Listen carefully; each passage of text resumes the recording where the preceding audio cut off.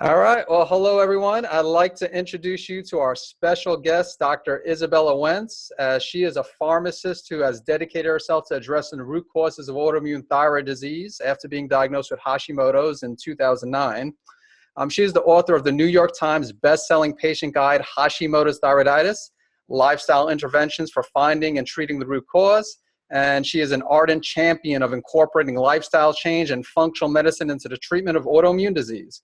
So how are you doing today, Dr. Izabella? I'm doing great, Dr. Eric. Thank you so much for having me. Great. You're welcome. It's great to have you. All right. Well, I really do look forward to interviewing you. And before asking you some specific questions, I'd like to start out by having you take a few minutes and explain your thyroid story and what motivated you to write your best-selling book. It's kind of a funny story because people will always ask me if I always had this big interest in the thyroid, and I didn't. So when I was going through pharmacy school, we learned about the thyroid gland and about thyroid medications, but it was just something that we learned about in one day. And it was basically, if you have a thyroid condition, you take thyroid medications, and that was it.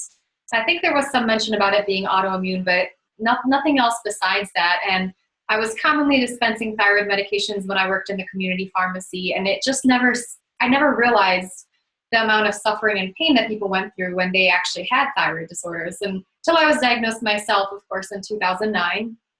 And at that point, I was fatigued, I was losing my hair, I was having joint pains, I had irritable bowel syndrome, and all of these really strange symptoms that just made me feel like my life was slowly falling apart. I went from being a relatively healthy person to just slowly my health deteriorating. And I was still in my 20s. I went to my doctors, who basically told me that I was getting older, and so that losing my memory, losing my hair, gaining weight, and all these other things were part of just getting older. And, of course, I was, 26 at the time. And I eventually kept pushing and asking questions and going to different doctors, doctor shopping, and trying to get some answers for all the symptoms I had been experiencing. And then I was diagnosed with Hashimoto's. At first, I was relieved because I thought, okay, finally I have an answer to my problems, and I can start on medications, and then I won't be so tired anymore, and maybe I won't be losing my hair. But at the same time, the medications only helped a little bit. And I also was interested in figuring out what I had done to develop this condition at such a young age, because I thought I was living a really healthy life. I was eating whole grains, I was eating low-fat dairy, I was, exercising, not smoking, not drinking, and I was just shocked. I wanted to know if there were any lifestyle things that brought this condition on, and if I could do anything to maybe reverse it or slow its progression. And that's kind of how I got on this journey. Was I wanted to figure out if there was anything I can do on my own. And I started digging for some answers and for some lifestyle changes. One of the first things I discovered was the gluten-free diet, which can make a drastic change in people, in how they feel and how they look. And some people can actually put their conditions into remission with a gluten-free diet. And we kind of went from there. My mom saw some improvements in my health.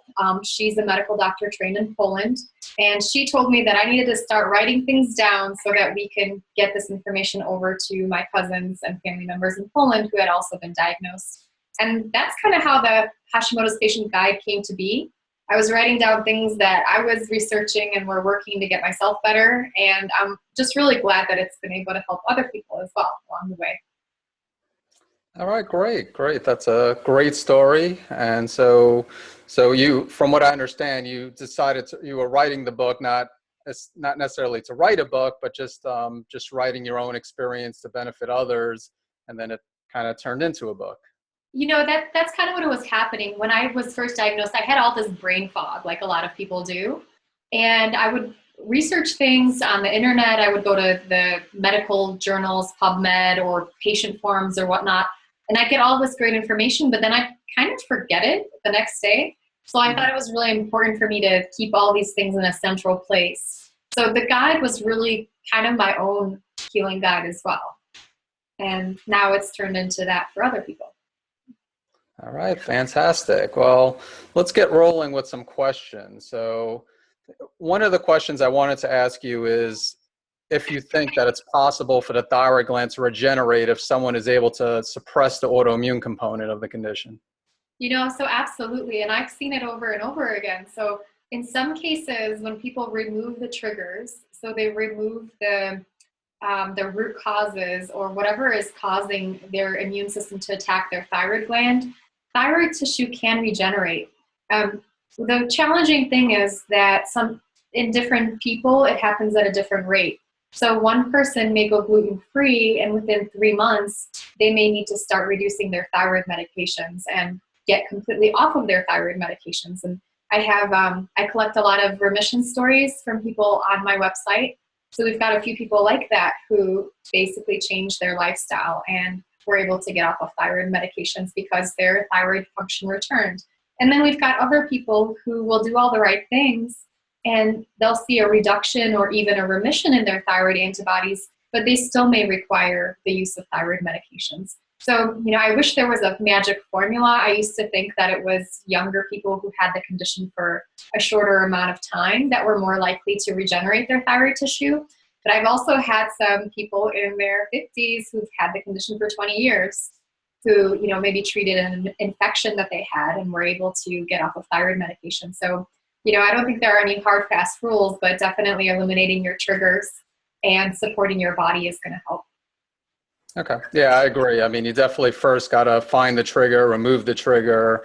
And like you, I also haven't noticed a set pattern. There could be someone who has had the condition for a couple of years and someone else who has had it for 20 years, like you said, and the person with 20 years is able to get off a thyroid hormone medication, whereas the person a couple of years was unable to. And it's also what's challenging too, as you know, even if someone thinks they had it for only 2 years, the chances are they've had it for quite some time. It takes time for the autoantibodies to be present. And most of the time, as you know, also, they don't test for the usually they just test in the thyroid panel. So the autoantibodies were present 5 years prior to the TSH being affected. They, went through that time unaware of the condition. So, but, Absolutely. And some things that I found to be helpful is making sure you have your ferritin levels optimized, that you have your adrenals optimized, so you're not in a fight or flight mode, you're in kind of a rest and digest mode. And, just making sure that you are nourishing yourself properly.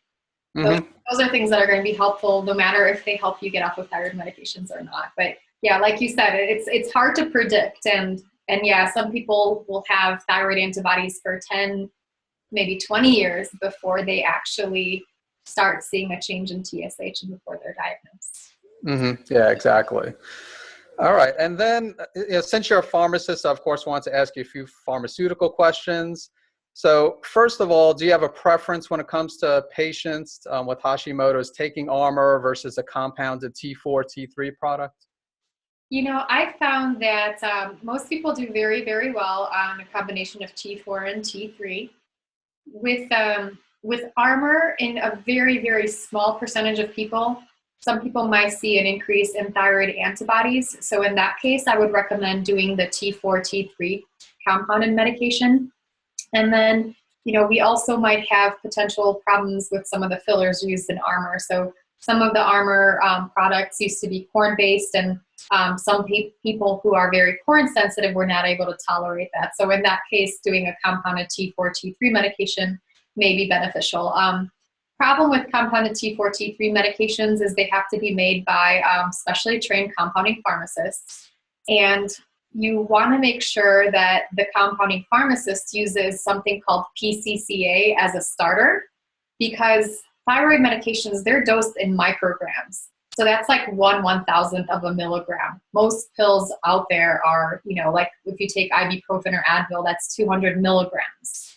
And so, thyroid medications are dosed like in 1/1000th of that.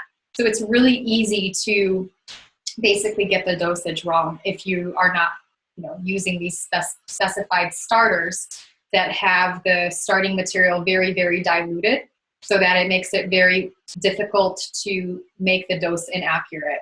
If you go to, your chain drugstore, even if they offer compounding medications, they may not be doing them as accurately. So I would always recommend working with a pharmacy that uses PCCA starters, and then making sure that you ask for the medication to be prepared filler-free.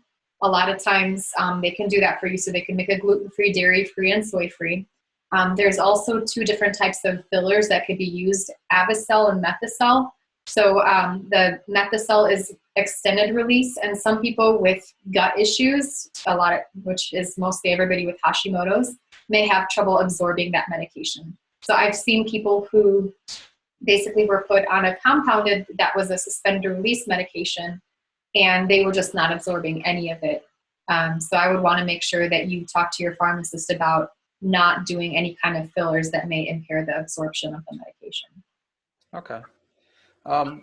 And what's the best way to, in your opinion, to find a doctor who's willing to prescribe either Armour or or compounded T4, T3? Because most of them just will write a prescription for levothyroxine, such as Synthroid. So what advice can you give to finding a doctor who's more open-minded for either the natural thyroid hormone or the compounded thyroid hormone?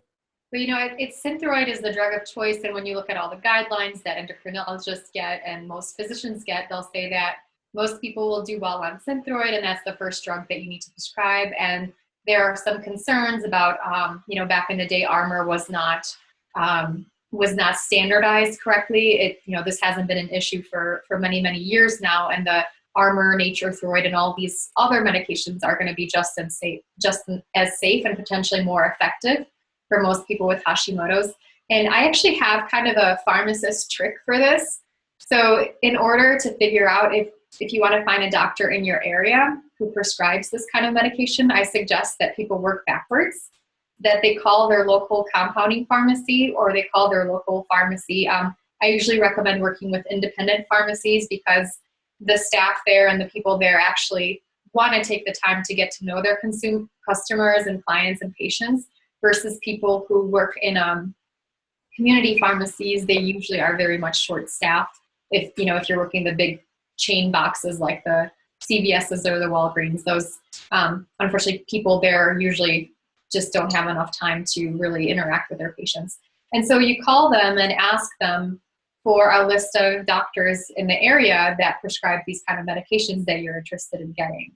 And that will kind of shorten your homework and shorten your research, because when you just go through your insurance, you'll get a list of doctors, and then you would have to call each one and ask them if this doctor is open to prescribing these kind of medications. Whereas if you go through your pharmacy, basically you'll get this list of doctors that, the pharmacists will know that are good with exploring alternative thyroid medications and not just Synthroid. For most doctors, if they haven't prescribed something before, they're not going to be very comfortable with it. Because it's a liability for them. So it's good to go, and you probably don't want to be the first patient they try on something either. So it's good to go to a doctor that has a lot of experience with those kind of medications. Okay. Yeah. You make an excellent point, because most people they choose a doctor based on the insurance plan, or even if they don't have health insurance, they'll just go to a doctor who's convenient. But starting with the pharmacist probably is a good idea, because even if you call some of the doctors won't actually speak with you. The receptionist probably will know what the doctor prescribes or not, but maybe sometimes they won't know. So you might have to actually make an appointment only to find out that the doctor's only going to recommend Synthroid or another type of synthetic thyroid hormone. But that's a good point, to actually find the pharmacist first and then to ask them for their list of doctors who will be willing to send you back to the pharmacist. So that's great. It's a little trick, right? Yeah. No, thanks for that. How about, I know you mentioned Armour with the fillers. How about comparing Armour with Nature-Throid? Isn't Nature-Throid a little bit better as far as a little more hypoallergenic than Armour? Yeah, so Nature-Throid is going to be a little bit cleaner and have fewer fillers compared to Armour. And then WP Thyroid, which is made by the same company as Nature-Throid, is going to be even cleaner. So that's going to have even fewer fillers. And so, some people may react poorly to one of these medications, and I always want to make sure that they're reacting to the medication and not the filler. So if somebody didn't do as well on Armor, then they may want to consider doing something like the Nature-Throid or the WP thyroid medication. And that may be, that may absorb better for them. So if you are somebody that has a reaction to a filler in a medication, that may prevent you from properly absorbing the medication. Okay, makes sense. WP thyroid, is that Westroid or is that the same? Yeah, they kind of did this weird thing where they rebranded and whatnot, but yeah, it's through RLC Lab, and that's the new name that they've had, I think, for the last 2 years or so. And one thing about pharmacists, we always like our old name, so it's taken a while for me to call it that. But yeah, but that's a medication that you can get that has fewer fillers, and they've made it they called it WP thyroid. They used to call it Westroid Pure, but there was some confusion about with the other Westroid, so it's just WP thyroid now. Yeah. Okay. Because for some reason I thought that the ingredients were pretty much identical, Nature-Throid and Westroid or WP thyroid. So, but it's a little bit cleaner. You're saying the WP thyroid than the Nature-Throid. Yeah. So it's got even fewer fillers. So the fewer the better. That's kind of my opinion on medications, right? Yeah. All right. Great. Well, thanks for that as well. And then, all right. So I also wanted to ask you I commonly recommend the product Thytrophin PMG to my patients, and I've done so for many years. So I found it interesting to see that you mentioned it in your book. So I just wondered if this is also something you commonly use in your practice to help neutralize the effects of the thyroid autoantibodies. Or? Yes, I found it very helpful. I've seen people being able to reduce their thyroid antibodies by taking that supplement. It's kind of interesting because the science behind it's kind of weird. You try to look at the description from the company, and basically what it says is it neutralizes the antibodies, and that it helps to regenerate thyroid tissue, and then it gives basically the body kind of like a blueprint for what a healthy thyroid gland is supposed to look like. And I kind of thought that was a very interesting mechanism of action, but that was all that I was able to find on it. And, I tried it myself, and I've had clients who've tried it, and most people have reported very positive results from reducing thyroid antibodies and feeling better. So what has been your experience with it? Yeah, well, again, I wouldn't be using it if I didn't have a positive experience. So as I said, I've used it for a number of years. And yeah, it does seem to do a pretty good job of neutralizing the effects of the antibodies. And of course, it's not removing the trigger, which is important to mention too. Just taking the Thytrophin PMG, if that's all you do, it might minimize the effects of the immune system attacking the thyroid gland. But you still need to change the lifestyle, change the diet, try to find the trigger and remove the trigger. But yeah, I'm definitely still using it, or still recommending it. So I should say. Good, and I like to think of it as like a decoy, right? Mm-hmm. Yes. You have to take it to distract the immune system from your actual thyroid gland while you work on all these other things. But it's not something, like you said, that should be used on its own. And I can't. Unfortunately, if there was a magic pill, that's not necessarily it. Yeah, I agree. And it's good that you mentioned decoy, because from what I understand, that's what it does. The immune system actually attacks the Thytrophin PMG. That's one of the things it does. So again, it's just taking a lot of the burden off the actual thyroid gland, so allowing the thyroid tissue to regenerate, as you was talking about early on. But again, we do need to focus on removing the trigger. But yeah, thanks for mentioning that as far as the decoy goes. And then, obviously Hashimoto's thyroiditis, it's an immune system condition, even though some people still perceive it as being a thyroid condition. But so in your experience, on average, I know it does vary from person to person, but how long, and maybe that's your answer that you were going to give me, but so how long on average does it usually take to rebalance the immune system once the cause of the condition has been addressed? It depends on the root cause. So let's say if somebody had celiac disease and that was their root cause, sometimes they get off of gluten and dairy, and within 3 months, they don't have any thyroid antibodies anymore, and they start feeling amazing within a few days. So I think that's kind of one of the best case scenarios where we identify the trigger and remove it right away. With other things that can be progressive. So let's say if you have an H. pylori infection that you treat, you might see a trend in reducing thyroid antibodies over the course of a few months, but you might not see the full effect for, for a year even.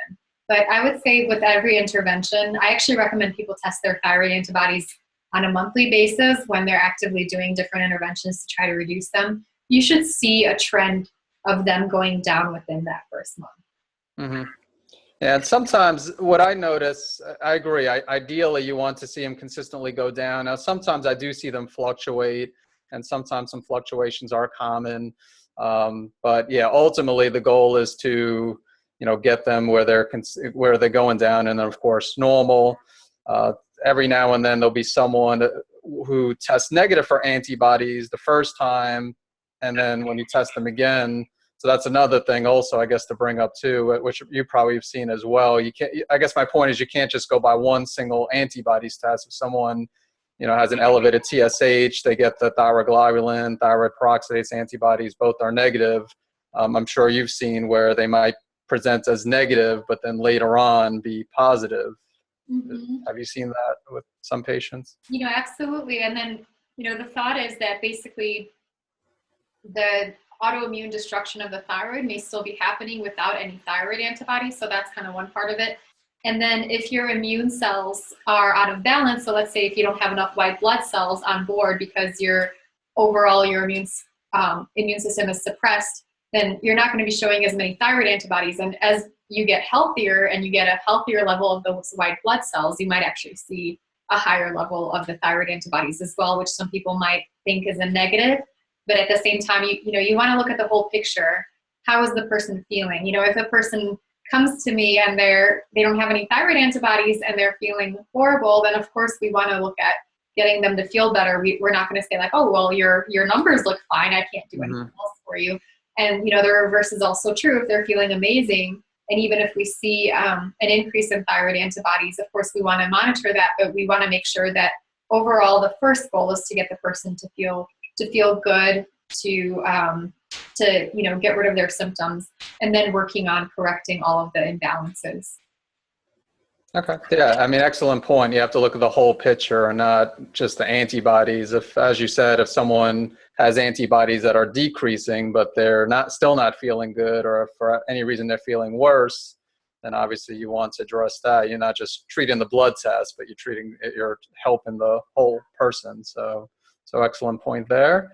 All right, let's talk a little bit about selenium now. So, can you talk a little bit about selenium, how it can potentially decrease autoantibodies in some cases, and perhaps whether the average person can get enough selenium through food or whether they need to take a selenium supplement? Selenium is one of those things that I recommend for just about everybody with thyroid disorders.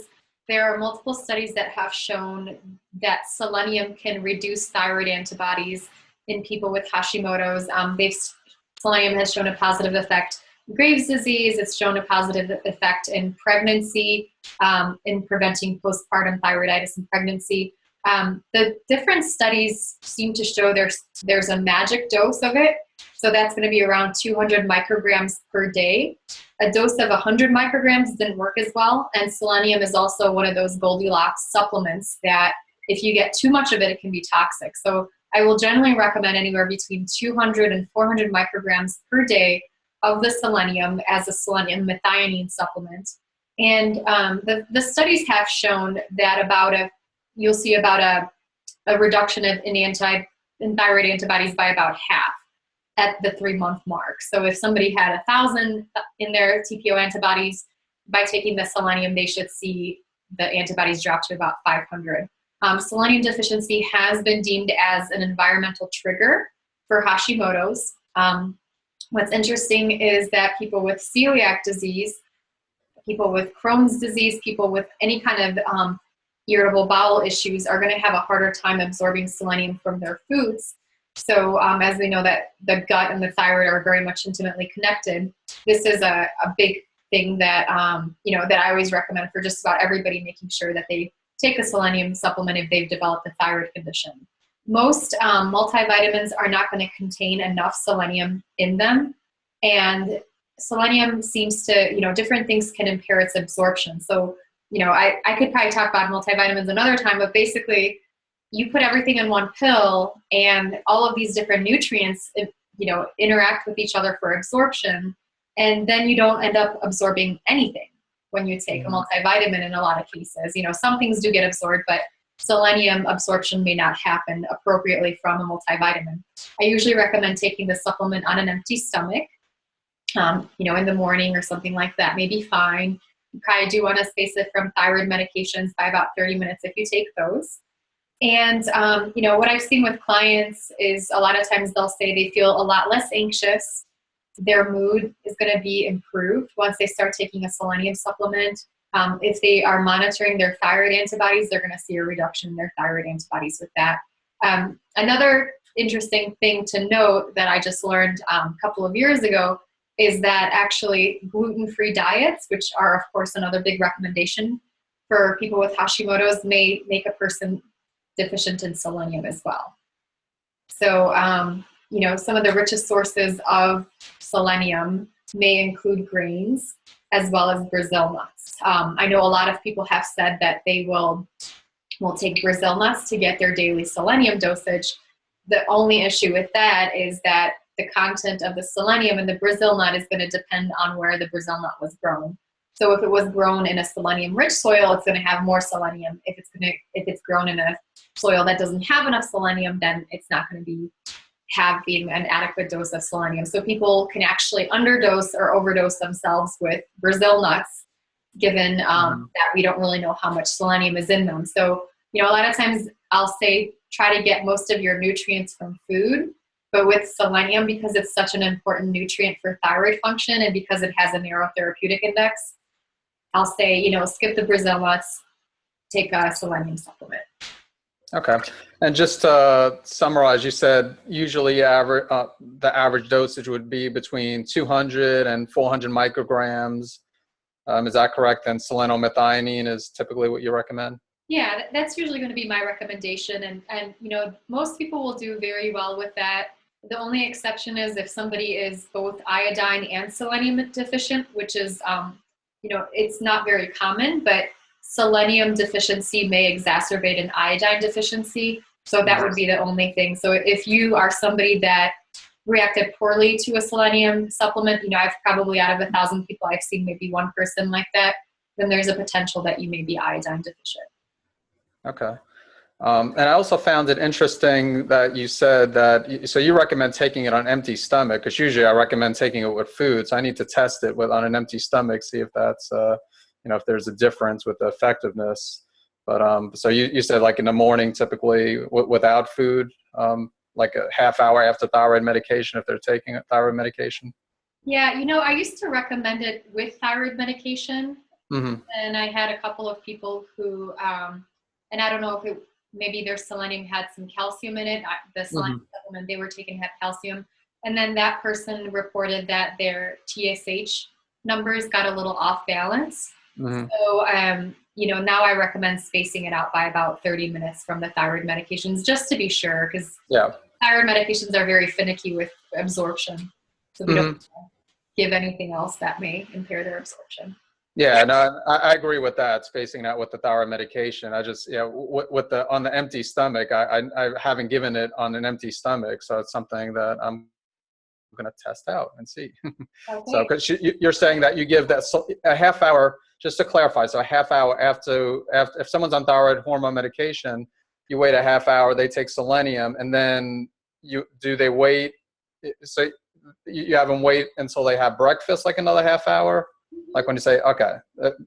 So basically they'll take, first thing when they wake up, you would take your thyroid medication. Then you'd wait about 30 minutes to take your selenium and then wait another 30 minutes. Okay. So I used to also recommend just waiting 30 minutes for thyroid medication, but I found that most people, or not most people, but a lot of people may actually need that hour before starting to eat because, like we said, thyroid medications can be finicky with their absorption.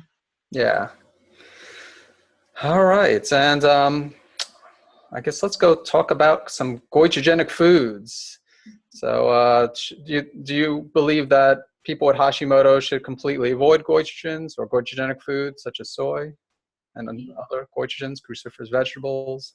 This is such a great question. It's one of those myths that I kind of like to bust. And the whole kind of word goitrogen is it's an old word, and it's used to describe basically things that can enlarge in the thyroid gland, but it could be done by a lot of different mechanisms. So unfortunately, they've put these wonderful brassica vegetables into that category, like, the broccoli and the cauliflower and all those things. And a lot of people with thyroid disease think that they can absolutely not have any kind of broccoli, which is not true. So basically, there's a compound in these vegetables that can potentially interfere with iodine absorption into the thyroid gland. Well, if people are already taking thyroid medications, or if they have Hashimoto's, iodine deficiency is, sometimes the root cause, but in most cases it's not. So usually eating these vegetables is not going to be an issue for most people. I know I just did a survey of about 2,000 people with the kind of foods that they react to and what kind of reactions they were having with their foods. And, a lot of, there was a huge percentage of people who reacted to gluten, dairy, and soy and those kind of big foods. But as far as, broccoli and cauliflower, things like that, very few people reported that they actually reacted to those foods. What I would suggest is, some people may be sensitive if somebody is not on a thyroid medication and is kind of like subclinical hypothyroid and maybe has a iodine deficiency. They may find that these vegetables slow things down for them a little bit more. And in that case, you would just have to steam them to break down the goitrogenic compound. But other than that, for most people with Hashimoto's, eat plenty of your veggies. So eat plenty of broccoli, cauliflower, raw, steamed, whatnot. It's going to be helpful with detoxification. The only exception, of course, is soy.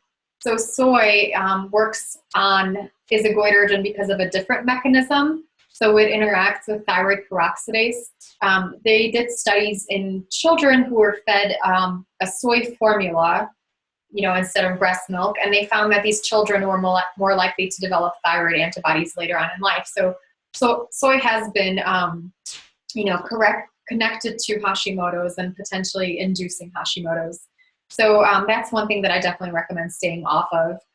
In contrast to things like dairy or gluten that people will often feel in their stomachs or their guts when they eat this food, you may not actually have that kind of reaction to soy, but a day or two later after you eat it, you might feel a little bit edgy, or you might feel really, really tired. And that's because of its way of acting on the thyroid gland.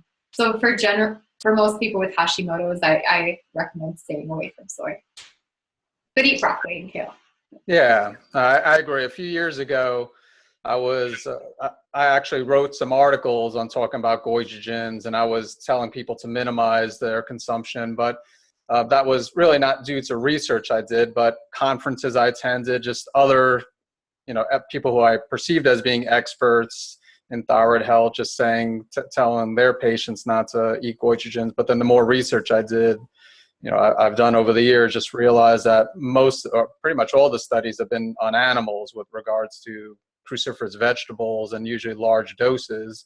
And every now and then you'll get someone like a person who just says that they're, when eating broccoli, again, their thyroid swells. And like you said, I mean, if someone notices a difference and they might want to ease up, but these are very healthy foods. So, to deprive people of broccoli and kale and cauliflower.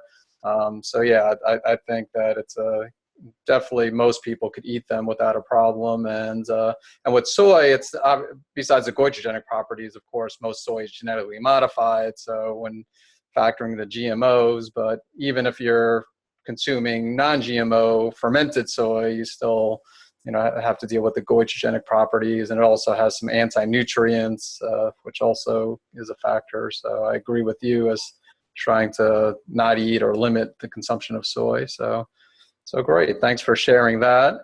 And so you've mentioned iodine a few times briefly. So I want to talk a little bit more about iodine as far as, some of the risks and potential benefits of iodine intake, and, whether you think that people with Hashimoto's should completely avoid iodine, or if a small amount of iodine is okay. Wow, we're covering all the myths and controversies today. So with iodine, I know there's a lot of advocates out there that will say that high dose iodine can be very, very helpful for every thyroid disorder. And, I'm not going to disagree with that. I think everybody has to do what's right for them. And iodine can help people with thyroid disorders. The issue with Hashimoto's, however, is that your thyroid gland, which is supposed to process iodine, is actually impaired. So when you give a person with Hashimoto's that has an inflamed thyroid gland more work to do by giving it more iodine, that can cause further inflammation.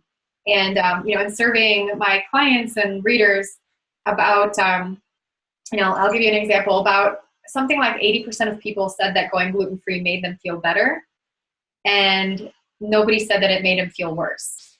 With iodine, with high-dose iodine, I had about 25% of people said that it made them feel better, and then 25% of people said that it made them feel worse. So it's kind of like, it's kind of dangerous, I think, to be recommending it when you don't really know and just playing a guessing game, because for some people, it may help them feel better. And it may help, especially if they were iodine deficient. So you give them a high dose and they might actually feel better. But then you've got the other half of the people, which happen to be a lot of clients that I've seen. And I think I'm very, I always try to recommend something safe first. Safety is always my big, big thing. Like, let's make sure everything I recommend is safe. And I've had clients who, maybe on their own or working with other practitioners, they took very high doses of iodine, and some of them have had their thyroid antibodies skyrocket. So going from like the 200-300 range to like the multiple thousand range. One woman's TSH jumped to 98. Her T4 was at like 0, believe it or not. And she was like bedridden because of the high dose of iodine. So I get super nervous about it. But this is high doses of iodine. And, studies have shown that it can accelerate thyroid tissue damage. On the other hand, the dosages that you would get in like a multivitamin of something like 150 micrograms, these dosages are actually going to be safe for most people with Hashimoto's, and they're going to be helpful. So, and they haven't shown any kind of increase in thyroid antibodies when you just do like a very tiny low dose of 150 micrograms per day, which is the recommended daily allowance. Other studies have shown that people who actually go on an iodine restriction with Hashimoto's may be able to improve their thyroid function as well. So, for where I am with that, for most people, I'll recommend working on these. I usually try to work on the things that I know are very safe and very effective, like the gluten-free diet. And then if we kind of are still working with some of these issues, then we may recommend a multivitamin. If somebody has been on this super high dose iodine, then I may recommend that a person just try to kind of repair the damage and get off of iodine for a short-term period. So that's kind of, I wish I had like a straightforward answer to say like, this is what we do every single time, but it's not always so easy. And, as you're well aware, there's a lot of different nutrients that act in synergy with one another. So, I always want to make sure everybody has their selenium on board, that they've got their B vitamins, vitamin C on board, and all these other things before we move on to like the iodine. And iodine would not be like a first level recommendation. It would be something like, okay, well, we're still struggling. We did this gluten-free diet. We try to address any infections and we're still struggling. What else can we do? But that's kind of my stance in a nutshell on it for Hashimoto's. No, that's great. I mean, I'm probably more pro iodine, but I'm also cautious with iodine. So I agree with you as far as some healthcare professionals will recommend, or some people will just take on their own, a 50 milligram tablet of iodoral without any testing. And I mean, some people do fine, but again, some people don't. And there's really no way to predict who's going to do well and who's not going to do well. So I am cautious. And when I do recommend iodine, I recommend testing. And even if someone's deficient, I always will recommend smaller doses. And I would not have someone start out with very high doses. And usually don't have people ever reach that high of a dose. As I just mentioned, like 50 grams or something like that, or not 50 grams, 50 milligrams. Definitely not 50 grams, but But yeah, so thanks for sharing that with us. And all right. And the last question I wanted to ask you has to do with some of the infections, some of the common infections that you see with your patients. For me, I think when I think about Hashimoto's and just autoimmunity in general, it's kind of like two parts. And one part is that your body is kind of in a weakened state because maybe you're nutrient deficient, maybe you're eating foods that you are reacting to, maybe you are under a lot of stress, or maybe you've been exposed to toxins. And that's kind of one thing that a lot of the lifestyle things can address by getting you enough nutrients, by getting you on the right diet, by taking supplements or doing some detox. And the other part of it is the chronic infections. There's a theory of autoimmunity called molecular mimicry, where basically what's happening in very simple terms is that the immune system begins to recognize our own thyroid gland as a foreign invader because there's something else in our body that has invaded our body that looks similar to the thyroid gland. So different bacteria, viruses, potentially parasites might have protein structures that are similar to the thyroid gland. So as the immune system, I like to think of it is walking around with a little iPhone and it takes a little picture of the protein sequence. And then when it sees a similar protein sequence, it'll start attacking. So there are a few different infections that have been identified as having a similar sequence to Hashimoto's. H. pylori, Yersinia, or to the thyroid gland, have been identified. The most common infections that I'll see are going to be H. pylori, Epstein-Barr virus, and then parasitic infections in the gut. So blastocystis hominis is a very common one too. And what we'll find a lot of times is when you identify and treat that infection, the person will feel better. And some cases, you'll see a reduction in thyroid antibodies. In some cases, you'll see the person go into remission. So, those are probably the three most common infections. And I recommend doing stool testing. So there's a lab company called BioHealth Lab that does the H. pylori test, and they also test for blastocystis hominis. And also looking at, you can have your doctor run an Epstein-Barr virus panel. Most people have had Epstein-Barr virus infections, but they can become reactivated in people with Hashimoto's and sometimes can kind of, keep the autoimmune response happening when they're affected with that. But, research has connected just so many different infections. And I think it's they're looking for that one infection, but it's not always that one infection. And I think it's a combination of genes and maybe not having the right kind of, natural flora and then the infection that will determine what kind of disease that you get. Okay. And with the stool testing, especially for parasites, do you typically have patients collect a stool sample on multiple days, like 3 or 4 different days of stool sample to increase the accuracy? Or yeah, that's a really important question because, a lot of times people will say, okay, well, I had a stool test and it was negative, and they may have just had one stool test. The important thing to note is that the parasites, they might not shed in every stool, but in every bowel movement. So the more stool samples you do, the better your chances are of catching the parasites. So I actually usually recommend doing at least 4 stool samples on 4 consecutive days. And and you can also hack that by doing it over 8 days, where you put a little bit of a stool sample into each vial, where you put 2 days worth of stool into 1 vial, and that way you have a higher likelihood of potentially picking up the gut parasite. And I know this sounds really nasty and really gross, and I don't want to believe it myself because we think we live in the Western world and that we don't have these kind of things, but they're very, very common in people to have gut parasites and gut infections, and they can lead to all kinds of things like irritable bowel syndrome and having multiple food sensitivities, which then increase the antigenic load in Hashimoto's. okay. All right. One last question relating to the infections. Do you take more of a natural approach, or is it more antibiotics, or does it depend on what type of infection?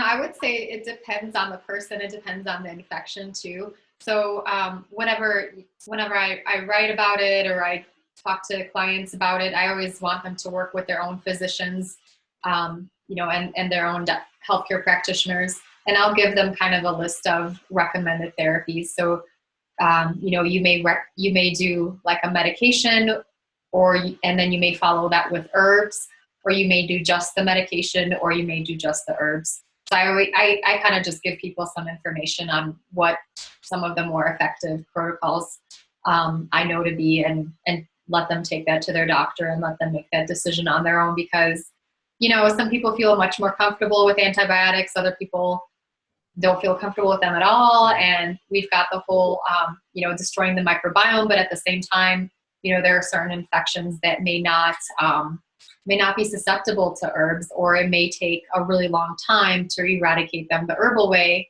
2 to 3 months versus 2 to 3 days on a medication. So it kind of, different drugs for different bugs, as I like to think of it. Okay, I like that. Different drugs with different bugs. All right.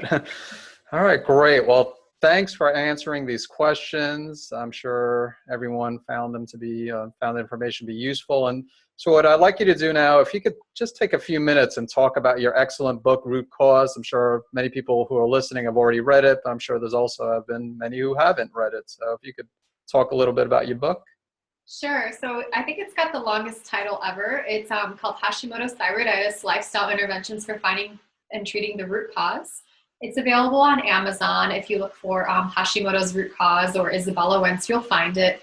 And basically it's a patient guide to help people figure out what their own root causes and triggers may be. And it gives people information on lifestyle changes they can start implementing on their own. So supplements they could take, and different kind of nutrition things they can do on their own, as well as more information so they could take it to working with doctors like yourself. And I think it's really important for people to be empowered and be their own health advocates, and just be really on board with what's happening within their own bodies, and not necessarily, working with a physician is excellent, but you don't want to, you want the change to come from you, because, you can tell a person what to do, and you have all this wonderful knowledge and all this experience with patients over so many years, but it's really up to the patient to do it, right? In many cases, to change their diet, to take that supplement, to take that test. So the patient guide is all about, how to figure out what's going on with your body and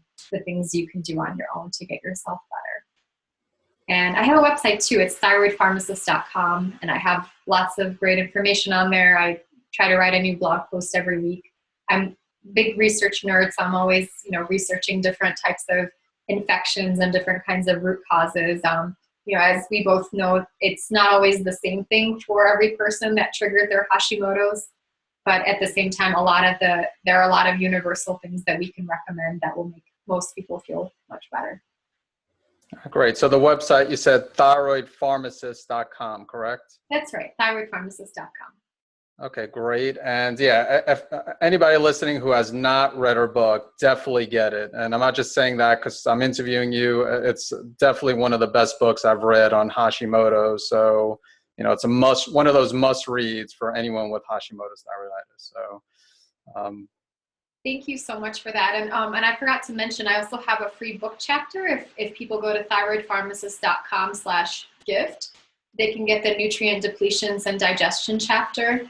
And they can get kind of like a gluten-free quick start guide, as well as some recipes. Because it's, when I first tried to go gluten-free, I did it all wrong. And I was eating all this like junk food and set my blood sugar on fire. So yeah, thank you so much for having me. And I hope that everybody found this information helpful. All right, great. Well, thank you again, Dr. Izabella, for sharing this information. So again, yeah, definitely visit thyroidpharmacist.com. You said /gift for the free chapter you said in your book. And thyroidpharmacist.com for just the weekly blog post. And then of course, Amazon, if you want to read the book, which I highly recommend. So again, thanks again for doing this interview. I thought it was great. And again, I'm sure everybody benefited from the information. Thank you so much, Dr. Eric. Okay, thank you.